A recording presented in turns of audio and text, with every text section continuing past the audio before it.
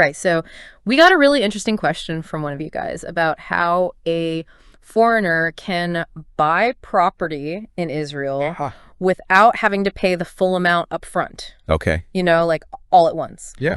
And they provided us with some pretty awesome resources that really outline the process, especially when looking at new construction. Right. It's often called buying on paper, straight from the developer. Right. So today, we're going to unpack all that for you. Yeah. We're going to try to understand that standard payment structure Okay. and see if we can find some smart ways to manage that initial deposit, that down payment. Yeah. Yeah. By the end of our deep dive here, you should have a way better grasp on this whole thing. Okay. And maybe even see a possible path forward for yourself. Right. So there's this kind of assumption out there that buying property anywhere really requires like a huge pile of cash that you just have sitting around. Yeah, you'd think so, right? Ready to go. Yeah. But what's interesting about this buying on paper model, particularly in a market like Israel, is that it brings in this more gradual payment schedule. Yeah. And that opens up a lot more possibilities for foreign buyers. It does. It does. But what we really need to focus on is how this kind of staged payment interacts with the different financing options that are available. Yeah. And of course, sometimes the hurdles that pop up with that initial down payment. Absolutely, especially that first big chunk of money. So let's break down this typical payment structure Okay. that you would usually find with Israeli developers. From what we've seen, it usually starts with that initial deposit, Right. something between 10 and 20% of the agreed upon purchase price. And that's due when you actually sign the contract. That's right. Then the big remaining balance, that the bulk of it, Right. isn't needed until the property is fully finished, Yeah. which often takes about 2 to 3 years. Yeah, 2-3 years down the line gives you some time to plan. Yeah, that extended time frame is super important for planning. Gives you a much longer runway to figure out the finances.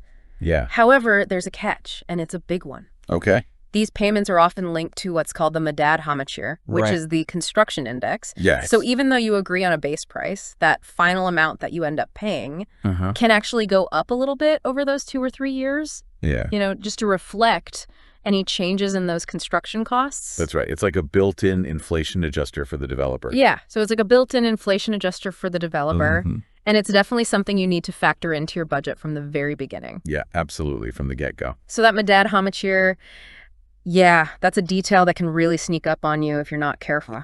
Yeah, you don't want to be caught off guard by that. No. Yeah. So even though the staged payments are helpful, keep this in mind, that final price isn't actually set in stone. Right. It can change. It can fluctuate. Yeah. And like we said, the Madad Hamachir acts like this built-in inflation adjuster for construction costs. Yep. Which means you have to budget for a potential increase. Yeah. Even if that initial price looks really good. Got to be prepared. Okay, so let's get to what seems like the biggest hurdle right off the bat. Right. That initial 10 to 20% deposit. The info you gave us highlights a pretty big challenge here. Israeli banks generally don't directly finance that initial amount for foreign buyers. Right. So where does that money usually come from? And are there any strategies that you might consider to deal with this? So this is where things get a little tricky, and you need to think strategically. Like the information suggests one main option is to use any financial resources that you might have access to back in your home country. Okay. So for example, getting a personal loan from a bank in your own country could potentially cover this initial deposit. But of course, the specific terms and interest rates and whether it's even possible all depends on your own personal financial situation and the lending practices in your country. Yeah, it's all about using those existing credit lines or assets that you have outside of Israel. Exactly. Makes a lot of sense. What about some of those other possibilities we saw? Yeah. There was something about private Israeli loans. Yes, that's another avenue to look into. Okay. There are private Israeli financial institutions and even some individuals who specialize in what are basically short-term bridge loans. Okay. These are specifically designed to cover that initial deposit period. Got it. And this is important. You got to be careful with these because they usually come with much higher interest rates and way shorter repayment schedules. Oh, okay. Than you'd see with a traditional mortgage. I see. They're really meant to be a temporary fix, just a bridge. Yeah, just to get you over the hump. Until you can lock in that full mortgage or get some other funds together. Okay. So not the best long-term solution, but potentially a temporary bridge. Exactly. To help get you started. Then we saw that there's a possibility of using an Israeli mortgage to actually finance this initial amount. Yeah. But there's a pretty big condition that comes with that. There is. What's that about? So it's not super common, but there are a few Israeli banks out there that might consider letting you take out a mortgage that actually covers that initial 10 to 20%. Okay. But here's the catch.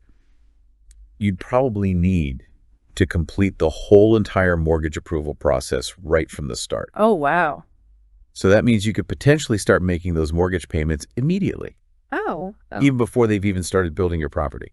So you could be paying a mortgage on a place that doesn't even exist yet. Pretty much. Yeah, it's basically still just blueprints at that point. Yeah. So you really got to be in a very specific financial situation for that to work. Right. And be okay with starting those repayments way earlier than you might expect.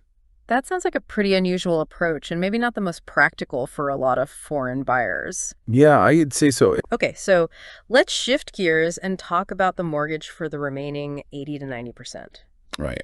It looks like while you can often get pre-approved early on, the real finalization happens much closer to when the property is actually finished. Right. What's the typical time frame we should be thinking about there? So usually the process to get that main mortgage for the rest of the balance starts around 3 to 6 months before they expect the property to be completed. Okay. That gives the bank enough time to do their final checks, which would include, assessing the finished property and finalizing all the loan documents. Oh, right. And something super important, the sources really emphasize this. Okay. The banks are going to want clear proof that those initial payments, that 10 to 20% we talked about, were made from legit documented sources. Yeah, makes sense. This is a big part of them complying with those anti-money laundering rules. Yeah, they got to make sure everything's above board. They want to see the paper trail for all the money involved. Of course. So for you, our foreign buyer out there, what are some other key things you absolutely need to keep in mind? Okay. So there are a bunch of things that are especially important for foreign buyers. Right. First off, you got to think about currency exchange risks. Okay. Especially if you're planning to pay in a currency other than the Israeli shekel. Right. The fluctuations in the exchange rates between when you sign the contract and when you actually make those payments can really change the actual cost of the property in your home currency. Yeah, that can add up. It can. Okay, what else should we be thinking about? So getting pre-approved for a mortgage early on. Okay. Even though it might not be strictly necessary for that initial deposit, is still a really good idea. Yeah, why is that? Because it gives you a much better understanding of how much you can potentially borrow when it's time for that bigger mortgage. Yeah. And it helps you shop for properties with more confidence. You know what you can actually afford. Exactly. That's smart. Yeah. And it helps you budget accordingly. What else should people be aware of? Legal protection is super important. The sources really stress this. Okay. You got to make absolutely sure that all your payments to the developer are being put into what's called a picked-on Nimanut. Picked-on Nimanut. Which is basically a trust account. Got it. This adds a really important layer of security for your money. How so? So this picked-on Nimanut, this trust account, yeah, it means that your deposit isn't going straight to the developer. Okay. It's being held securely by a third party. Okay. And that gives you a lot of protection if something unexpected happens with the project. Like what? Like if the developer runs into financial problems. Oh, right. Or if the project just doesn't go as planned. Yeah. Your money is basically protected. It's ring-fenced. That's a huge relief, yeah. It is. Makes you feel a lot more secure. For sure. Anything else? Well, you also got to remember that construction projects, they can be delayed. They can. It happens all the time. Yeah. So as a foreign buyer, you need to be prepared for that. Right. And ideally, make sure that your mortgage arrangements are flexible enough to handle any potential changes to that completion date. Yeah, that's super important, that flexibility. It is. Okay, so all of those are really important points, especially that trust account. Yeah. Sounds like a non-negotiable safeguard for any buyer. I'd say so. Whether they're local or foreign. Absolutely. Okay, now for the really interesting part. Okay. This is where things get really exciting. All right. The info you shared talks about a specific strategy that some foreign buyers use. Basically, they buy the property on paper. Right. But their main plan is to sell it right away once it's finished. Okay. So let's dive into this a little bit. Yeah. What's the main idea behind this flip strategy? So the basic idea is to take advantage of the fact that property values often go up. During that 2 to 3 year construction period, Right. in desirable areas, newly constructed properties can often sell for a lot more than their pre-construction prices. Right. So if you just put down that initial 10 to 20% deposit Okay. and then sell as soon as the property is finished and you've got the keys, Right. you as the buyer can potentially make a pretty big return on that initial investment without even needing to get a long-term mortgage for the rest of the amount. Wow. It's about using that smaller initial investment to capture the bigger increase in value over time. So it's like you're using that smaller down payment as leverage to get a much bigger profit in the long run. Exactly. Interesting. Can you give us a quick example of how this might actually work out financially? Sure. Let's say you buy an apartment on paper for 2 million shekels. Okay. And you put down a 10% deposit, which would be 200,000 shekels. All right. 2 years later, when the building is done, similar apartments in the area are now selling for 2.5 million shekels. Okay. So if you sell your apartment right when you get the keys at that higher market price, you'd basically pocket the difference, which in this case is 500,000 shekels. Wow. That's a pretty big return on your initial 200,000 shekel investment. It is. And you never even had to finalize that remaining 1.8 million shekel mortgage. That sounds like a really profitable move. It can be, yeah. But I'm sure there are some important things to consider and probably some costs involved. Right, there's no free lunch. It can't be that easy to just pocket the whole 500,000 shekels, right? No, not quite. What are some of the potential downsides or extra costs we should know about? So the biggest financial thing to consider is capital gains tax, Okay. which in Israel is called mas shevach. Mas shevach. For people who aren't Israeli citizens and sell property in Israel.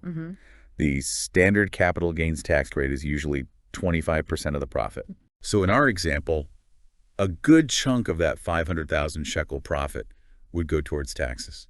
So that takes a pretty big bite out of the potential profit. Yeah, it does.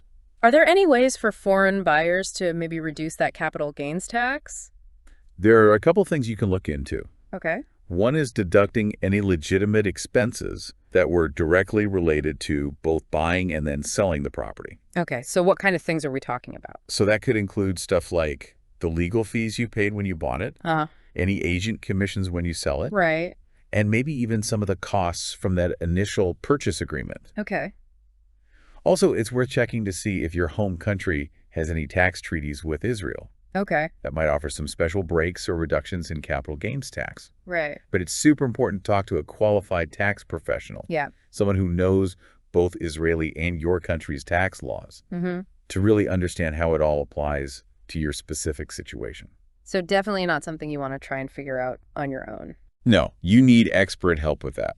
And what about exemptions from capital gains tax? Does that apply to foreign buyers in this kind of quick flip scenario? Usually not. Okay. The full exemptions that Israeli residents sometimes get, especially when they're selling their main home, Right. generally don't apply to foreign buyers who are doing this kind of short-term investment. Got it. The tax system is usually designed to benefit people who live there long-term Right. and those selling their primary residence. Yeah, that makes sense. Yeah. So even though the flip strategy has the potential for some really big returns with a relatively small initial investment, Right. those potential profits need to be weighed against that unavoidable capital gains tax Yeah. and any other transaction costs. Absolutely. It's all about calculating the risks and rewards.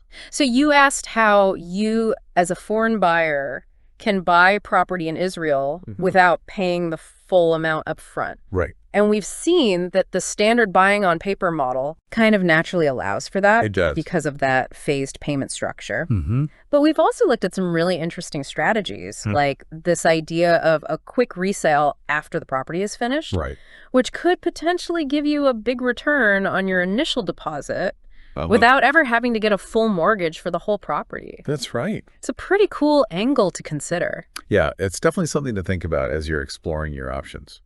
And if we think about this in the bigger picture of real estate investment around the world, this deep dive into the Israeli property market really shows how many different ways there are for people to get involved. It does. You know, the buying on paper concept combined with that possible strategic resale shows how those specific market dynamics and payment structures can create some unique opportunities for international investors. Absolutely. Definitely gives you a lot to think about. It does. So our deep dive today into buying property in Israel as a foreigner, focusing on that on-paper approach and that potential flip strategy, really highlights the unusual dynamics of this market. What other international real estate markets out there? That's a good question. Might have similar opportunities and challenges for foreign buyers who are looking to use those staged payments and maybe get some short-term gains. Yeah, that's definitely worth exploring. It's something to think about as you're looking at global property investment. Absolutely. Thanks for joining us on this deep dive. Thanks for having me. Until next time. See ya.